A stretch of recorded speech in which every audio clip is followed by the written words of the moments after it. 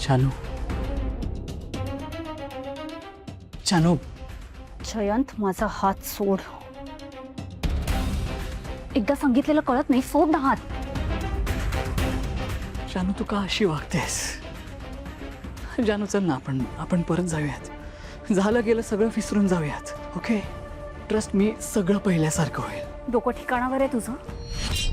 हे बघ, काही वाटेल ते झालं ना तरी मी आता तुझ्या बरोबर कधीही कुठेही येणार नाहीये.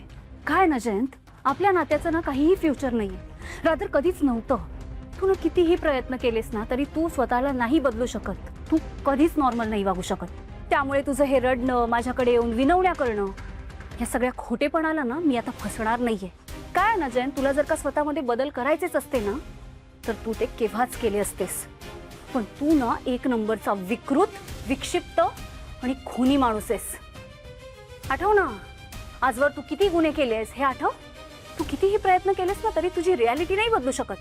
आणि काय ना जयंत, मेमरी माझी गेली होती, तुझी नाही. त्यामुळे मी याआधी तुला किती चान्स दिलेत हे लक्षात असेलच तुझ्या. आणि तू ही मला कितीतरी वचनं दिली होतीस हेही लक्षात असेल. पण त्या वचनांचा कधीही काहीही उपयोग झाला नाही. त्यामुळे जर का तुला असं वाटत असेल की मी तुझ्या या जाळ्यात पुन्हा एकदा अडकेन, तर तसं नाही.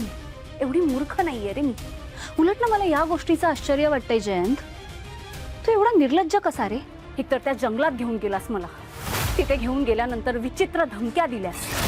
तिथून बाहेर पडण्यासाठी मी काय काय केलंय ना हे माझं मला माहिती.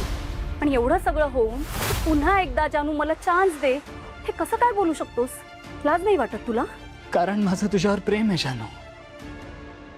आणि आजवर मी जे काही केलं ते फक्त आणि फक्त या प्रेमापोटी केलंय. जानू, या जगात कोणीच कोणावर केलं नसेल ना इतकं प्रेम केलंय मी तुझ्यावर, करतोय आणि रादर ऑलवेज करेन. जानू, तुला सगळ्यांना सांगायचं ना मी काय केलंय ते. माझ्या या प्रेमाला गुन्हेगारी वृत्ती, विकृती, फसवणूक अशी सगळी नावं द्यायची आहेत ना तुला. ओके, सांग सगळ्यांना. चल, मी तुझा हात धरून तुला सगळ्यांसमोर घेऊन जातो. आपण दोघं मिळून सांगू ना सगळ्यांना.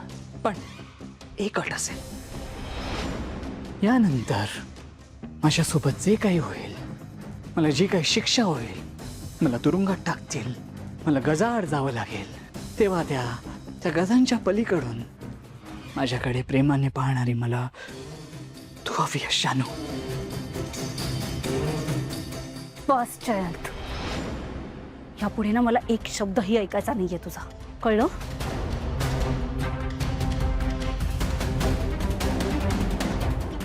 माझ्यावर किती चिडले जानू, तरी तू गोडच दिसतेस. I love you and I always love you till my last breath. शेवटच्या श्वासांपर्यंत या जयंतचं त्याच्या जानूवर असंच प्रेम असेल.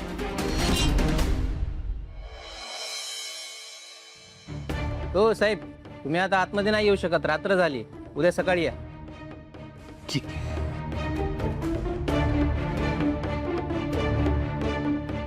हो साहेब, हो थांबा साहेब, हो.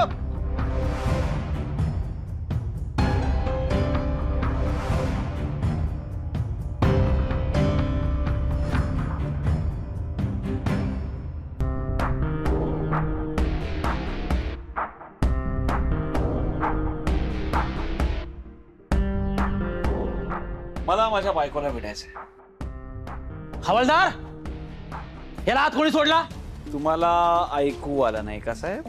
मला माझ्या बायकोला भेटायचंय. ही काय पद्धत झाली का वागण्याची? तुला माहित नाही मी कोण आहे ते? आणि तुम्हाला माहित नाही का की सिद्धिराज गाडे पाटलाला त्याच्या बायकोला भेटण्यापासून कोणीच अडवू शकत नाही. तू असा नाही ऐकणार.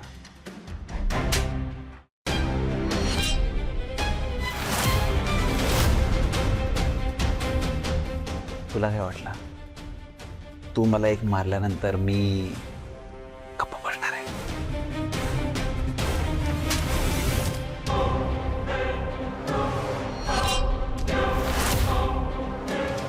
ए, तू काय वागतोस भान आहे का तुला? ड्युटीवर असणाऱ्या पोलीस अधिकाऱ्यावर हात उचलणं कायद्याने गुन्हा आहे, माहित नाही तुला? परत जर असं वागला ना, आत टाकेन तुला, कळलं? खरंच? शपथ घ्या क्या क्या क्या शपथ घ्या.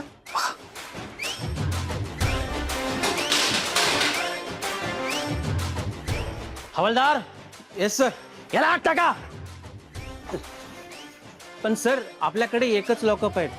याची बायको पण त्याच लॉकअप मध्ये, मग याला पण. मग काय अर्जंट मध्ये काय दुसरा लॉकअप बांधू का याच्यासाठी मी? काय बोलताय तुम्ही? घेऊन जा.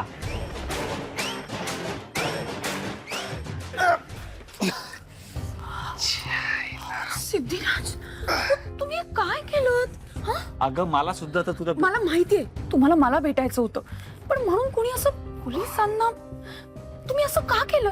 हो, आनंदी बाहेर एकटी आहे. आपण दोघंही इथे असे लॉकअप मध्ये बसून राहणार आहोत का? तुम्ही बाहेर असणं गरजेचं होतं ना सिद्धिराज. अगं कारण मला तुला भेटायचं होतं आणि दुसरा काही पर्यायच नव्हता. त्यांना 1000 वेळा सांगितलं की तुला आत ठेवू शकत नाही, तुला आत ठेवू शकत नाही. आता ते ऐकत नाही, त्यात मी काय करणार आहे? दुसरा ऑप्शन नव्हता माझ्याकडे. म्हणजे तुम्ही हे सगळं ठरवून मुद्दामून केलं? अरे विषय स्टाईल आहे माझी, स्टाईल. कशी वाटली? अजिबात नाही आवडली. आनंदी एकटी आहे ना तिकडे बाहेर. भावना, तुला काय वाटतं आपल्या गुंड्याला परक्या ठिकाणी मी असं एकटीला सोडणार आहे? म्हणजे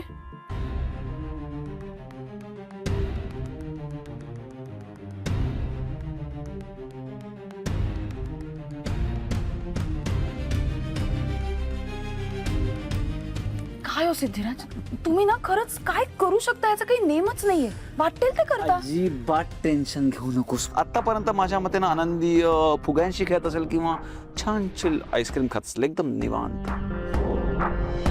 हे मी काय म्हणतो, तुला आईस्क्रीम हवं? नको. अगं खा ग. प्रेग्नन्सी मध्ये डोहाळे पुरवायचे असतात नवऱ्याने. आणि खरंच सांगतो, आईस्क्रीम खाऊन तुला खरंच छान वाटेल. हा? एकदम. काय खिशात आणलं? घे घे चॉकलेट.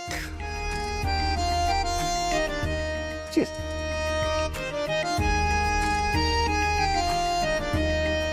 सिद्धिराज, मला ना कधी स्वप्नातही असं वाटलं नव्हतं की तुमच्या बरोबर मी असं लॉकअप मध्ये आईस्क्रीम वगैरे खात असेल.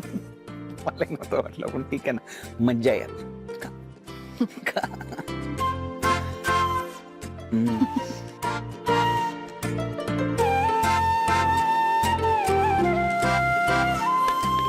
सर याला काही लाज आहे का? तुमच्यावर हात उचलून तो स्वतः आतमध्ये जाऊन बायको बरोबर आईस्क्रीम खातोय. तुला त्याने मारलं नाही ना, म्हणून तुला कळणार नाही त्याचा हात किती लागतो ते. लोकांना 3rd डिग्री देऊन देऊन आपले फक्त हातच पोलादाचे झालेत, गाल नाही. काय झालं साहेब? गाल दुखतोय का? एक मिनिट थांबा. हे घ्या, हे उपयोगी पडेल तुमच्या. अहो सिद्धिराज, तुम्ही पण ना.